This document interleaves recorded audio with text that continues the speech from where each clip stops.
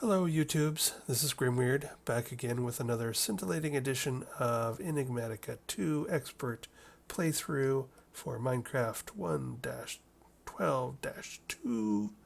As always, I am joined by our lovely avatar, Zombie Steve, and I've been playing around with the wireless stuff for our ME network here, and the good news is I've got wireless access.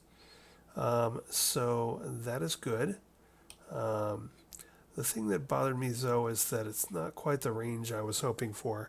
So to take a look at what we did to get this, so we uh, crafted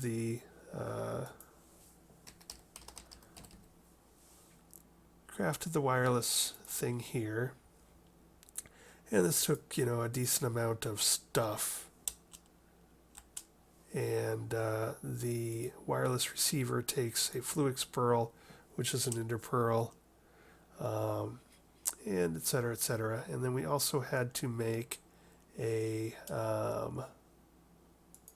wireless access point, which was another pearl, another ender pearl. So to show you how things are going, we had to make a ME security table, an ME security terminal, and then we had to make a biometric card, and we had to click all this stuff on, put the card in, and then put our wireless thing in here, and it pops down there, and basically this sort of makes it so that this bad boy is linked to the ME network, and also gives it the permissions. And this access point is sort of the broadcast point for its stuff. So it only starts out at 16 meters and 16 RF per tick. So it costs energy, and it also has 16 meters. I think it's only 16 blocks. That's not very far.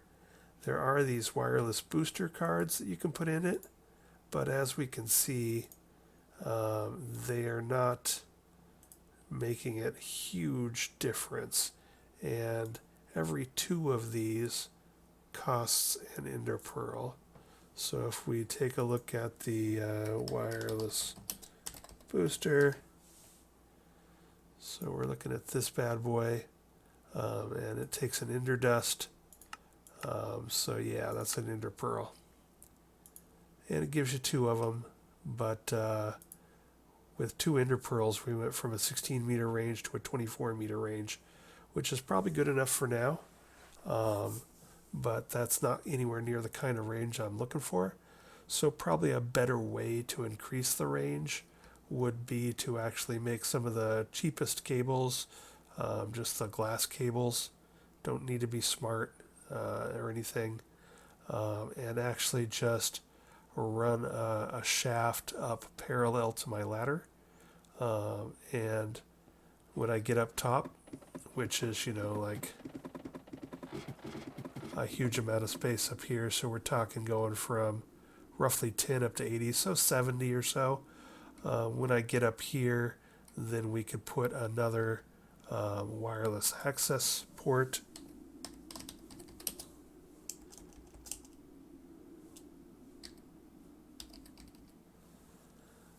Put another one of these wireless access points up here, and then that would give me 16 meters from around here so that I could use stuff up top if I needed to. Not that I'm doing a lot up here anymore, but it's something to think about instead of trying to put vast amounts of range, which is going to cost vast amounts of power, into this bad boy. I probably just need to build an infrastructure that uses cheap ME cables, run them everywhere I want them, and just throw down those access ports here and there throughout my base complex.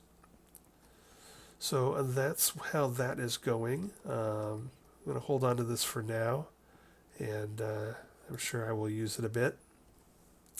I also had been trying to figure out, I thought there was a wireless crafting terminal. There is a bobble of that, and it takes 4 Fluix pearls, which means 4 ender pearls, and some more screens. So I could do that, I guess.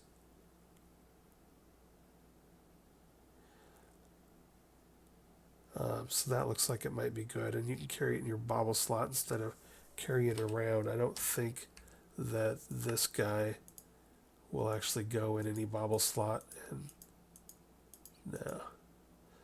Oh, it will go in your offhand, but not... and actually, that's probably a good place to keep it for now. So that's something to consider. But I only think I have, like, maybe after trying to increase the range on my wireless, I think I've only got, like, around 8 or so ender pearls left, because I don't have any way to farm them really yet. So I may just hold off on trying to do anything more complicated with wireless. What I've got going on here, I think will just get me, will be good enough. And honestly, running 16 blocks to a nearby crafting terminal is not that big of a deal until my base gets much bigger. So wireless, we can check that off the list with the caveat that we need to make some infrastructure planning to put wireless access points at more locations in the base as we spread our ME network around and spread our base out and get organized. So also last time I talked about I had heard that burning ethylene created by this PRC was a good way to generate sort of mid-game power, mid-playthrough power. But what I hadn't heard necessarily or hadn't registered was that you don't use the mechanism gas burning generator. You actually build an advanced generator from the advanced generator mod and pump the ethylene into that. So that's sort of still on my agenda, is to figure out how to make a lot of biofuel to turn into ethylene in an automated way, and then how to get and then to build an ethylene burning advanced generator. So I'm going to start working on that off camera, and I will be back when I have something to report. Bye. All right, so we got the wireless access to the ME network ready and running, and I said I was going to be looking into getting some biofuel, feeding into ethylene and burning ethylene for power. I have looked into that a bit off camera, and let me just sort of show you where my head's at. So biofuel is a mechanism-specific critter. It's only made by the crusher.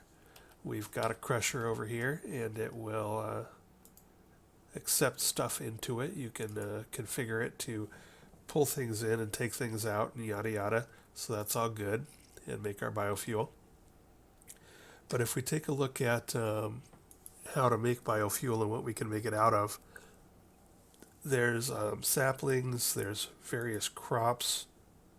Most of the crops like potato, wheat, carrots, beets, etc. will give you 4 per.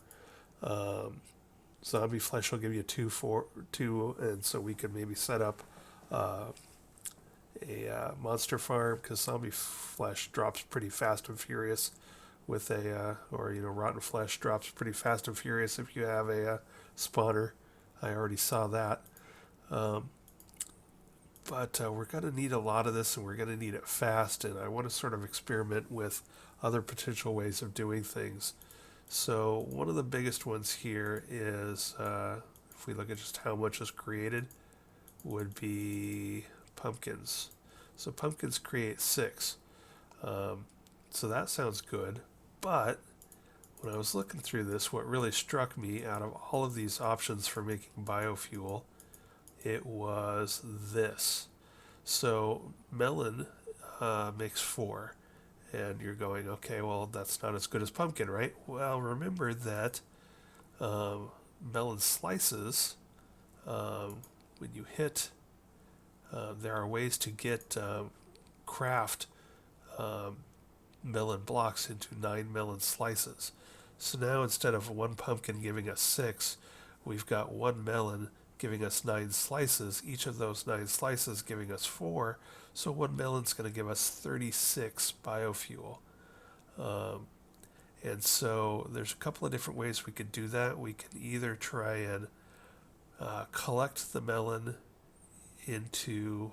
I'm not exactly sure if we're able to sort of automatically put it into our ME system and craft it and then pump it back out of the ME system.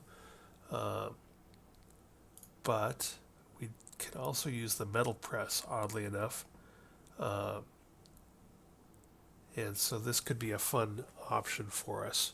Again, I'm looking for new things to do. Back in the vanilla days, I've definitely used the sort of piston method of when sugarcane or cactus grows up. At the second level, you have a line of pistons, and so every time it grows up, it just you knock off that new block off the top of it, and collect sugarcane or cactus that way. I've definitely used that as an option back in my old vanilla days to get a lot of cactus and a lot of sugarcane for things. But the idea of actually trying to make some sort of automated farm like a garden cloche, or forestry has stuff, industrial foregoing has stuff.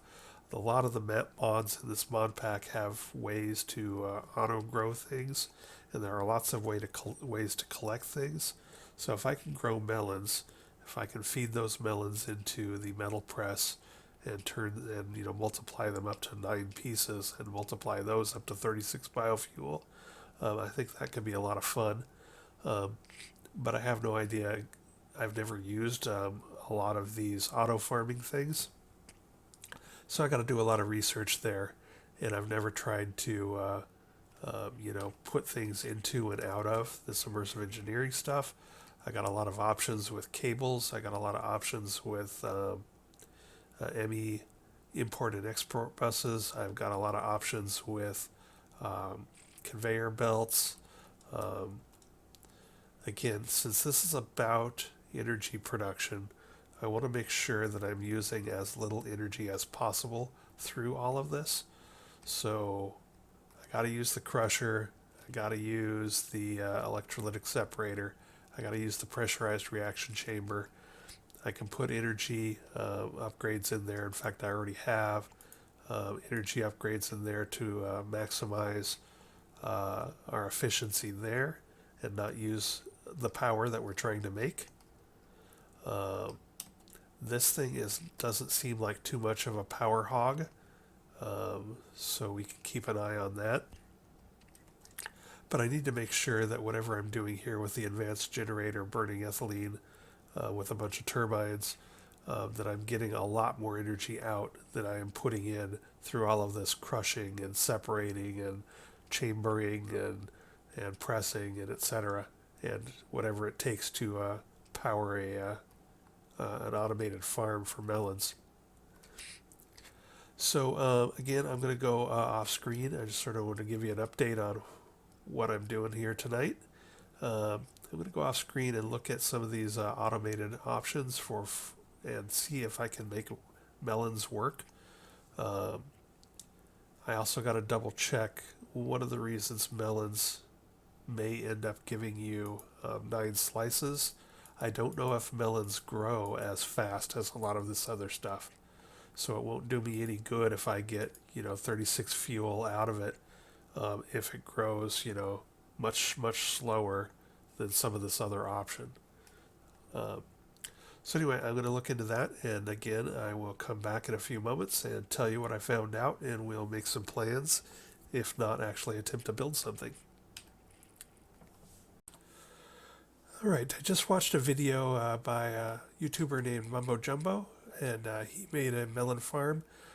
He was in 1.13 Minecraft, but he was using observers to detect the change when a melon vine grows, and I'm not 100% sure if observers will do that in 1.12. I've never used an observer, but I have one, so I might try that out. One thing I did notice is that when you whack it with a piston to harvest it, it treats it as if you're breaking it with a pick. So if we take a look at this, so a piston is going to give us, with fortune 0, it's going to give us 3 to 7.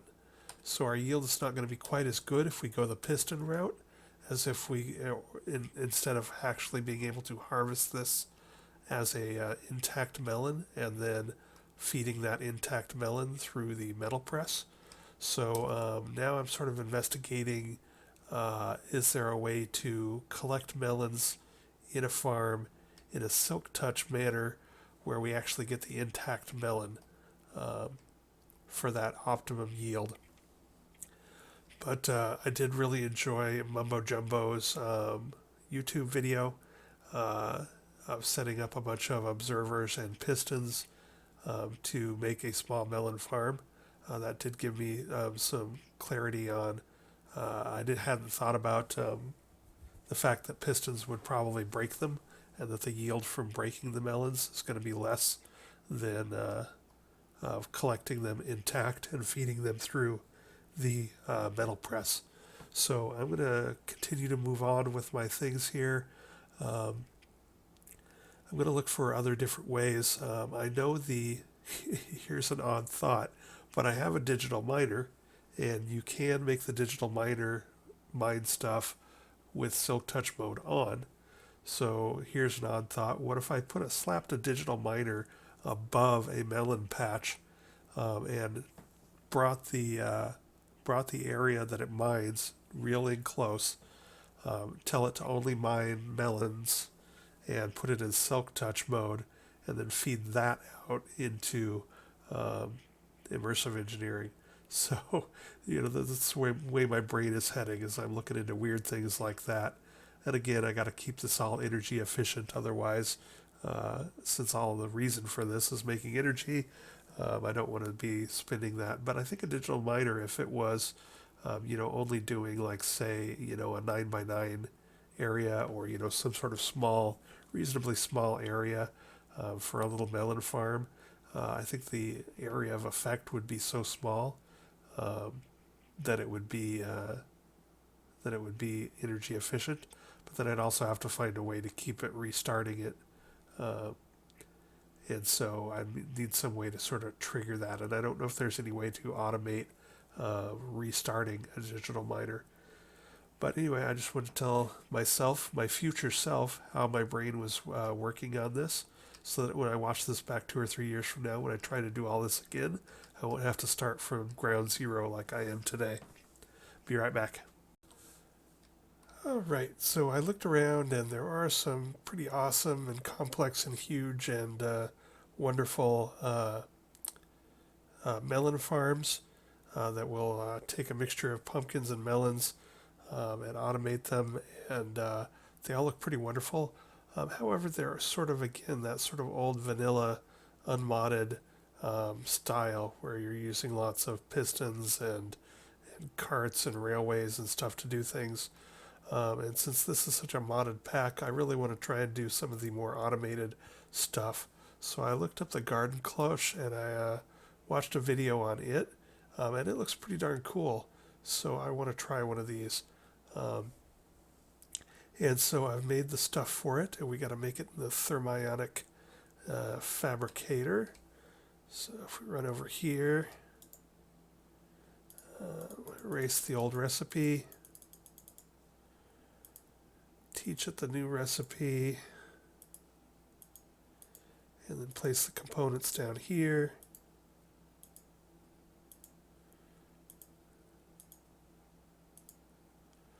Now it's got a recipe. It needs liquid, which in this case is molten glass. Not sure how much it needs, but we'll just give it a bit here and see what happens.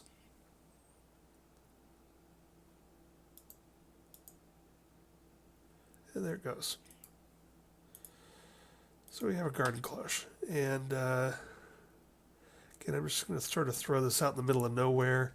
I'm doing a lot of experimentation now, so once I actually settle on something here, we'll find a home for it and make everything pretty.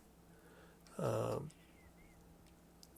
so for this bad boy, I think it needs to be powered from the top like our metal press. Um, so let's see.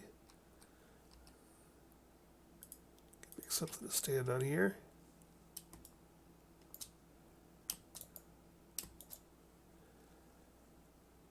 So yeah, that's the usual symbol for that. So we got that. Go ahead and string some wire up here to a relay. Alright, so we should have power now.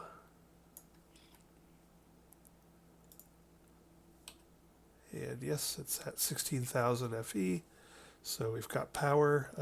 I think from the video I watched, it looks like it exports through this front side. It can also take power in from either side. So that might be an option for when we try to put this in line with a crusher. Let's see, let's go ahead and grab like a chest. Do I have any chests on me?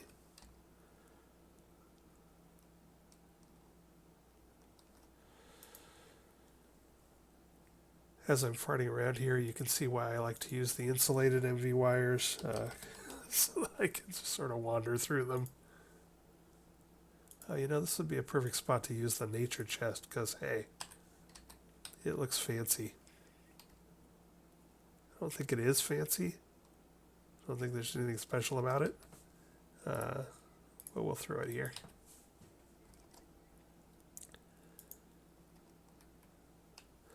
So I think that will be where things kick out. We need to give it water. I think this is where water goes into it. Let's grab my aqueous accumulator, should be around here somewhere. Bada bing.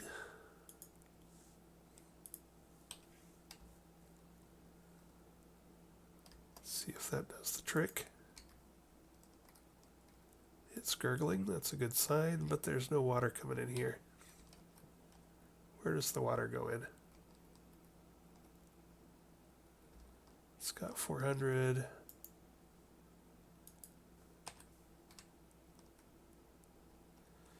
Let's see. That has the little copper spot in it, so it really looks like a power input. I probably have to do this to send water out the back. So let's see, we're gonna, did I put this down? All right, so if I'm facing this way, that would be up, down. So this would be the back. Auto output enabled. Did that do it? Hey, we have water. All right. And so then here we're gonna put some dirt and a seed. I guess before I get all carried away here, I should make sure I have a melon. There's usually a bunch of melon in the villages, so I'm sure I have grabbed some. Yeah, 111. I have a melon. And then I want to make sure and get some seeds, so I got a melon seed now. And do I have any dirt on me? No, I do not. Dirt.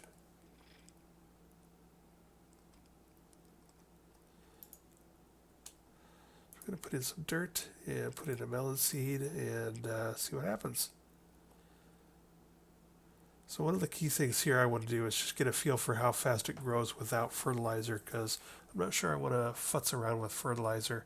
It might actually be simpler to... did it kick it out? No, where did it go?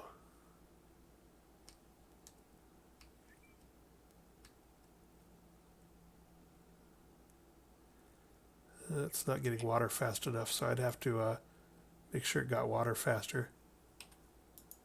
Where did my melon go?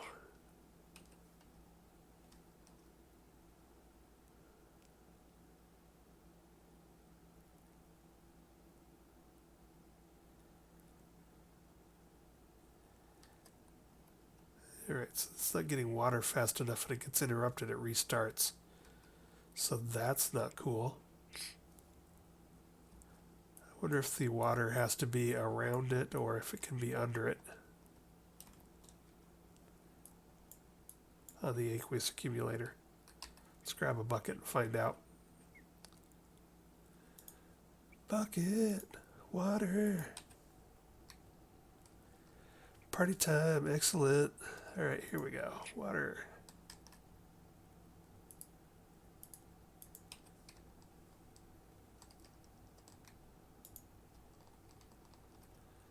See if that speeds up the water. No, I don't think it does. Gosh darn it. All right, so let's just stop this. Take that stuff out of there so we're not just wasting power. And then let us go ahead and move the sink over.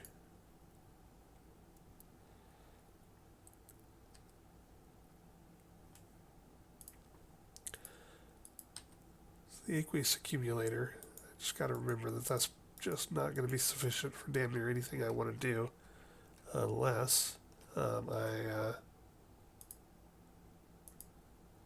have enough of this to just reach without moving things around. 1, 2, 3. No, I do not. But we can unhook this.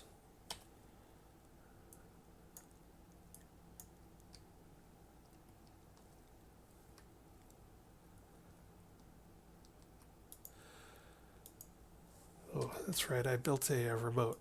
I should probably start figuring out how to use that and remembering to use that.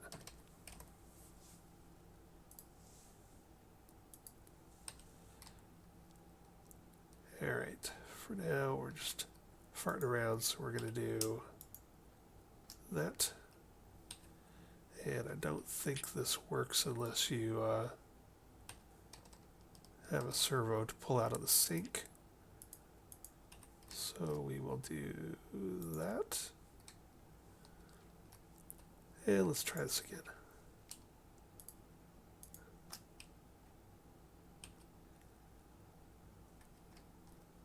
Things are growing.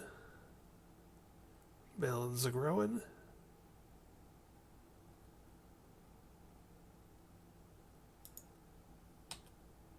We did not get a melon.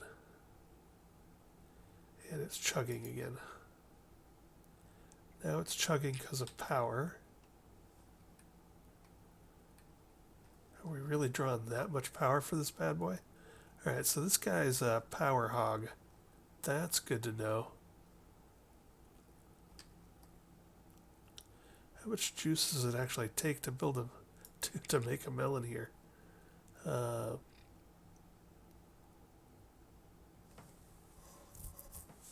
So just for curiosity, let's go ahead and we'll put some fertilizer in there and just see if then our power supply is fast enough. Not sure what all fertilizer works in there. I do have a ton of appetite. Let's grab one of these. Well, we'll grab a few of these. But I think there's also a way to see if we hit uses. Oops.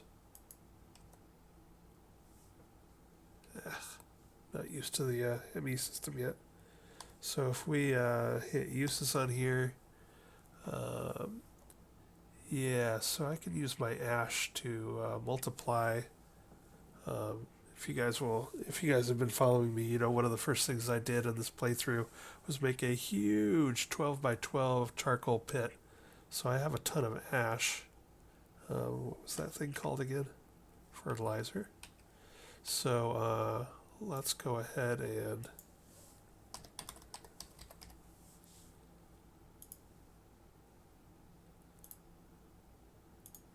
just make some of that while I'm playing around here. Let's make a stack of it.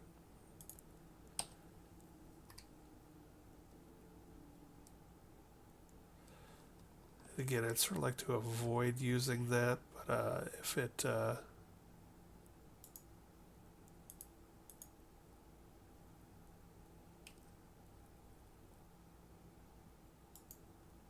now what's going on?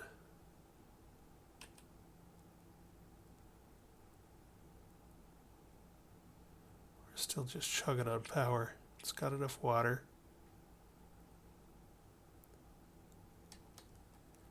Needs more power.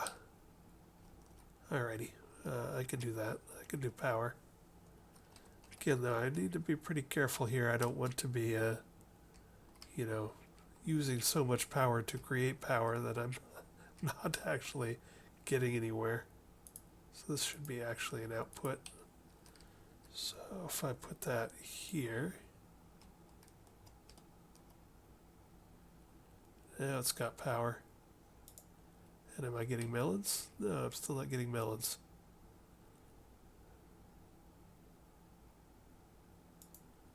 Ah, they're not ejecting.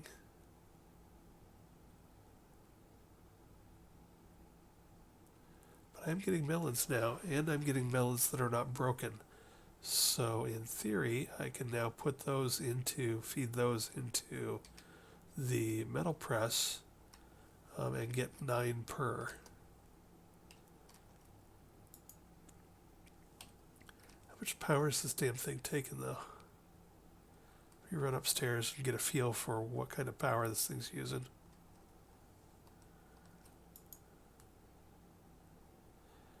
Output 397. 397 RF per tick. That ain't bad. I think my ME network, let's go turn that off and double check. I think my ME network is currently doing about 128 or so. So if I stop this,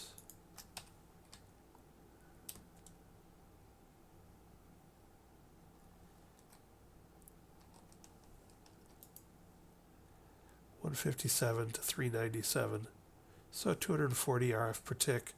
240 RF per tick for that kind of melon generation is probably pretty good. I can live with that. Gotta figure out how to get it to eject, because I've already got 16 melons. Now let's double check and see what we can do here with this bad boy. So I've never used this before, but we're gonna have to make some more stuff. Metal press molds. We're going to want to make a unpacking one, which is 5 steel plates and engineering wire cutters.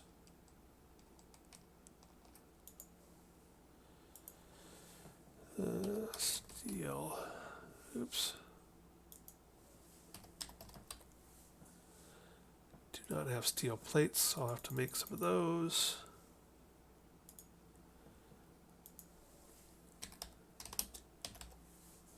There's my wire cutters. I got my plate one in there, so we are good to go for that. Boom, boom, boom.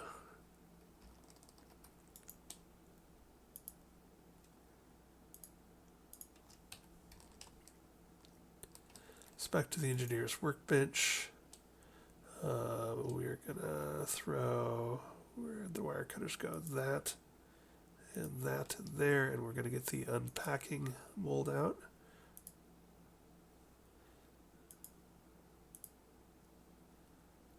I'm going to switch back to my other thing because I probably won't be using this blueprint again for a while, if ever. Then we're going to go ahead and change out our molds here. And we're going to throw some melons in there.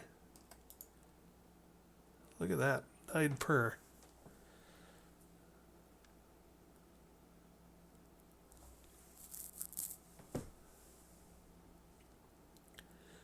So that's a lot of melon, and that would be a lot of potential biofuel. And I think that that is going to be plenty to keep up with an accelerated PRC. So we crush those. Let's just double check that. Make sure that we all the math is actually working out as we believe. So we're expecting this to crush into 4.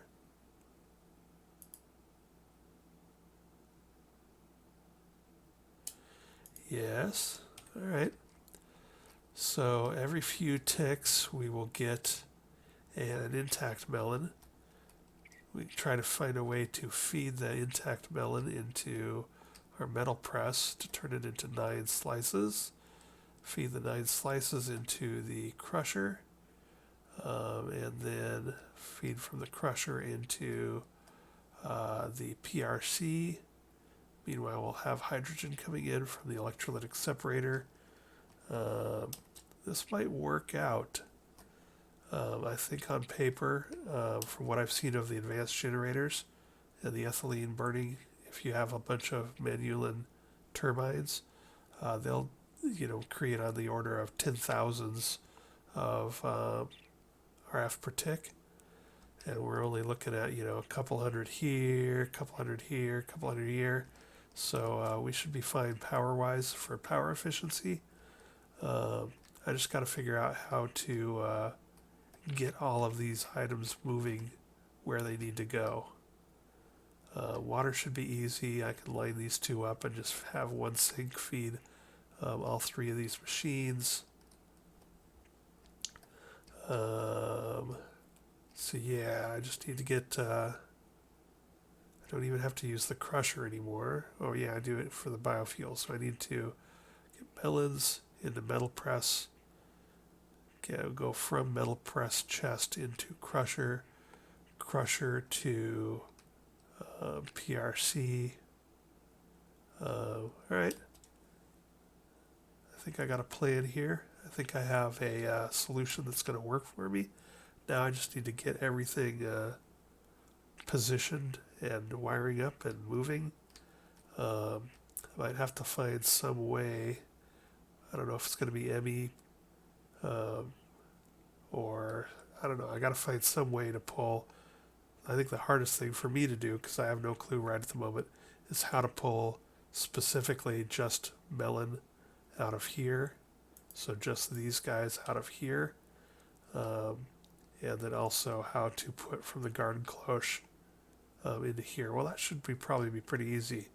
They're both immersive engineering things. I bet you I could just set this up right up there and it will automatically eject into here. So that should be pretty easy. I should be able to do that. So I'm mostly worried about getting just melons and only melons out of this chest, because I don't want it to suck up any, like if I'm making plates or doing anything weird like that. I don't want it to do that. And I'm going to have some sort of switch or way to turn this off, so if I am using my metal press for something else other than automated melon slicing, that I don't start doing weird things like feeding my steel plates into the crusher. Although I guess one way to stop it is just to let that happen and then grab my plates out of the crusher. But anyway, we'll figure it out. So I'm going to pause here. I think I've been rambling off and on and jump cutting to a point where this is probably a good place to stop the episode, because it's going to take me an hour or so of fiddling around trying to figure out how to make the logistics of this whole thing work. But for this video, I think it was good. I looked at the old school ways of doing melon farms, which was a blast to the past, and looking at like, hopper mine carts and, redstone this and redstone that. And so that was sort of fun. But I think I'm in this extremely modded mod pack. I think it's fun to try new things like this garden cloche. That seems to be working. So this was good. I think we're on the right track here. So I'm going to try and, between this episode and the next, sort of work out how I'm going to get my melons and biofuel and etc. moving around. And I'm going to start lining up all the components I need to make the advanced generator, ethylene burning system, and turbines.